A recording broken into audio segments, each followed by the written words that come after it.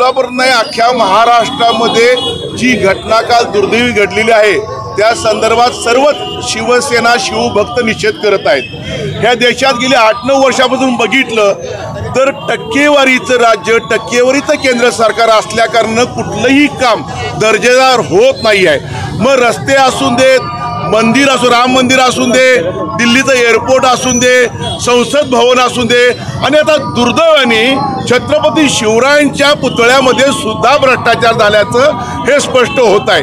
8 महिन्यापूर्वी पुतळा उभा करतायत, देशाचे पंतप्रधान येत आहेत, राज्याचे प्रमुख लोक जिथं असतायत आणि माझा ठेकेदार, माझी टक्केवारी, माझं कमिशन ह्यात राज्य सरकार केंद्र सरकार अडकल्या कारणानं दर्जेदार कामं मिळत नाहीत। दुर्दैव आहे, ज्या राज्यानं 350 वर्षापूर्वी गड किल्ले बांधले तिथं अजून कुठे धक्का लागत नाही आहे आणि म्हणे वाऱ्याने हा किल्ला पुतळा पडला।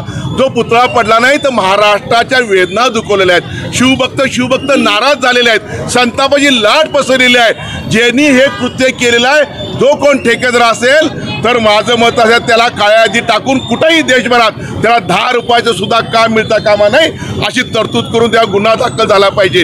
ह्या भ्रष्टाचाराची चौकशी झाली पाहिजे। तुम्ही छत्रपती महाराजांना पण सोडायला तयार नाहीत, शिवाजी महाराज सोडायला तयार नाहीत, निवडणुका तोंडावर आहेत म्हणून घाई गडबडीने केलं काम आणि त्याचं पाप ह्या सरकारने केलेलं आहे। याबद्दल त्यांना कुणीही माफ करायचा धिक्कार आम्ही करतोय, धिक्कार करतोय आम्ही त्यांचा।